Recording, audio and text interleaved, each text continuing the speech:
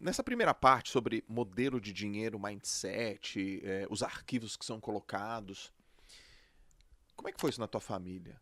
Teu pai e tua mãe? Foi neutro? Foi positivo? Foi negativo? Como é que você classifica isso? Então, ele até fala que ou você sai igual os seus pais, pelo menos igual a um deles, ou sai totalmente oposto por rebeldia. E amo meu pai, minha mãe, nunca deixaram faltar nada pra mim, mas também nunca sobrou muita coisa lá em casa. Porque dentro de perfis financeiros, né, a gente pode falar que tem um cara que é o financista, o cara que é o poupador, a Malu é uma poupadora de fábrica. Sim. Aí você tem a pessoa que é desligada com dinheiro, que é o meu pai, não ligava pra dinheiro, e tinha a minha mãe que era descontrolada. Então quando você casa um desligado com um descontrolado, Dá um ruim. não liga, o outro gasta muito. Então eu cresci numa família onde o normal era ter dívida. Tá. E olhando aquilo eu pensei, eu não quero isso pra mim. Então grande parte dos arquivos aqui, de fato, eu encontrava situações onde eu via, nossa, eu tive um exemplo negativo aqui. Por exemplo, em 90 e, sei lá, 6, os meus pais tinham celular. Ninguém tinha celular naquela É época. aquele grandão. Era um grandão, era pra falar entre eles e talvez com a Abílio Diniz, né? Que era outra pessoa que tinha celular no Aham. Brasil. E era caríssimo. Era muito caro, Eu então lembro. eu não sei por que cargas d'água eles tinham celular naquela época, mas tinham. Não tinha ninguém pra Então, falar. vendo aquele tipo de coisa, eu falei, poxa, eu não quero me comportar igual os meus pais nesse aspecto. Em vários outros, minha mãe é uma pessoa ímpar, assim, em termos de generosidade, meu pai é a pessoa mais culta que eu conheço. Meu pai fica me zoando de homem de poucas letras, né? Aham. Eu leio pra caramba e ele fala, homem de poucas letras, porque ele é muito mais culto do que eu. Só que nesse aspecto financeiro, eles foram um modelo que eu falei, eu tenho que sair diferente disso. Então, meu modelo de dinheiro não pode ser igual ao dos meus pais. O termostato deles estava marcado, naquela época, mudou ao longo do tempo, mas estava marcado para negativo. Porque o normal para eles é não ter patrimônio e tá devendo. Sim. Então, quando eu vi aquilo, eu falei, eu tenho que mudar. No meu caso, foi o oposto. Meus pais sempre com mindset poupador. Nunca vi nenhum problema na minha casa. Nunca brigaram por causa de dinheiro. Nunca, zero. Eu sempre soube que tinha, não sabia quanto. Eu sempre soube que tinha ali. Meu pai era poupador, minha mãe também. E nunca vi ninguém ligar. Nunca vi dívida. Nunca, nem eu, nem meus irmãos. E eu era o. Como é que era? Você chamou seu pai? Desligado. Eu era desligado, cara. É tipo, tá bom. Eu dava de ombrinho. Não, tá bom. Esqueci de pagar uma conta. Tem juros. Não, tá bom, tá bom, tá bom.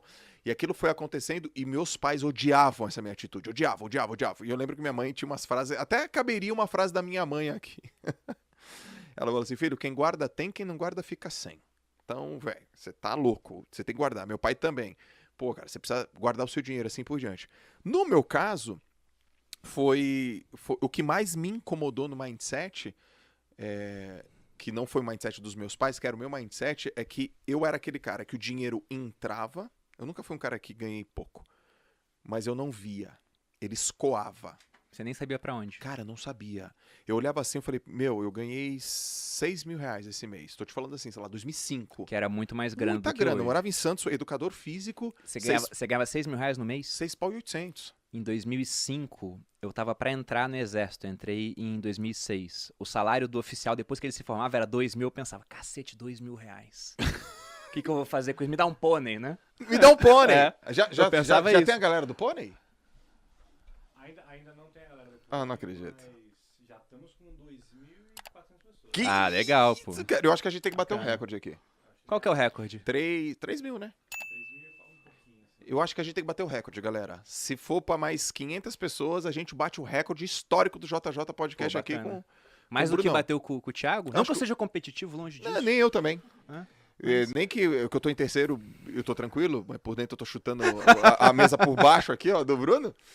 E então, cara, eu via grana. Era muito dinheiro. E eu lembro que eu comentava com os amigos meus, pô, você tá ganhando quanto? Pô, eu ganho 6 paus, cara, 6 pau. E cadê? Eu falei, não sei. E eu guardava, sei lá, gastava 7. E era uma zona, uma bagunça. Até um momento que isso acumulou, velho. De uma forma que eu fui, sei lá, 2008. Eu falei, cara, eu entrei aqui numa enrascada, meu. Você chegou a ter dívida. Muito. 150 Nossa, mil. que isso, cara? 150 pau de dívida. E eu falei, cara, entrei numa enrascada. Eu preciso sair dessa enrascada. O que me tirou da enrascada foi o empreendedorismo, foi venda. Foi aprender a pegar uma coisa, ganhar dinheiro com livro, com palestra, aí eu fui levantando. E aí quando eu vi, eu falei, cara, se eu sou esse cara que consigo fazer essa grana, eu vou ter que aprender a segurar essa grana. Então, o meu mindset foi o mindset da riqueza. Só que eu tava com dívida. Eu não tinha um mindset do poupador. Só que enquanto eu tava levantando para pagar minha dívida, eu comecei a gostar de pegar grana e guardar grana. Pegar grana e guardar grana. Hoje eu tenho o mindset do poupador, o mindset de fazer dinheiro e assim por diante. No meu caso, eu tive boas lições lá em casa, mas eu era meio da pá virada mesmo. Só que tem uma parada, Bruno. Eu errei e deu tempo. Você era novo, né? Eu era novo, cara. Então, olha só minhas condições. Eu era um garoto de 26 anos, 27. 26 anos, 27 não é tão novo assim, mas é um menino. Vamos dizer assim, eu me considerava um menino mentalmente falando. Mas eu morava com os meus pais, não tinha esposa, não era casado, não tinha filho. E as minhas dívidas eram dívidas relativamente bobas e simples. O quê? Um carro, uma coisa boba assim, né? E deu tempo de recuperar. Mas tem gente que não tem, né, cara? Não tem. Quanto mais novo você é, né? Vou parafrasear aqui o Ludovic von Mises, um economista Tava austríaco. faltando uma frase, né?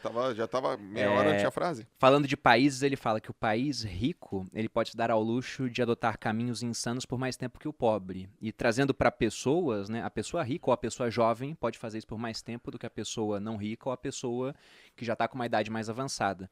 Porque, de fato, se você pegar uma fórmula de juros compostos, lá você tem o capital inicial multiplicado por uma taxa de juros elevada ao tempo. Então, o fator exponencial é o tempo, né? Quanto mais tempo você tem, melhor. Até eu gosto de falar que em filme de vampiro, todo vampiro é rico. É verdade. Por quê?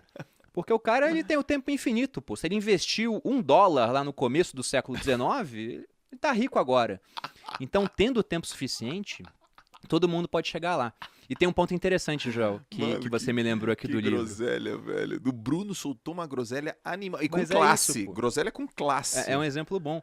Mas tem uma parte do livro que se encaixa justamente nesse teu começo até você mudar. O primeiro dos 17 arquivos de riqueza, ele fala o seguinte. Que é?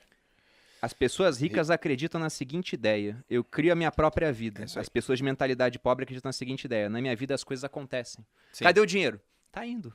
Sim. Foi indo, você deixou acontecer até uma hora que falou, não, pô, agora eu tenho que fazer acontecer então pra resolver. E aí você assumiu as rédeas da sua vida, autorresponsabilidade, né? Cara, é muito simples, né?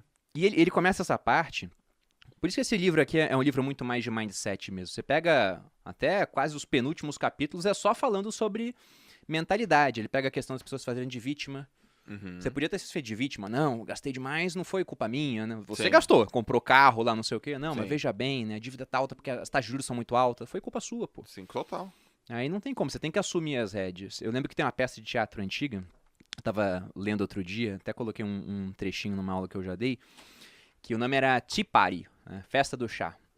E aí tinha um trecho onde uma senhora, ela ia num psiquiatra, ou um psicanalista, não lembro agora, e aí ela estava refletindo sobre os problemas dela, né? Daí uma hora ela chegou a uma conclusão e o psicanalista aplaudiu aquilo, ela falando, eu acho que tudo na minha vida que tá dando errado é culpa minha. Ele falou, e por que você acha isso? Ela falou, porque se não for culpa minha, eu vou culpar quem? Deus? O destino, né? Forças superiores? Sim.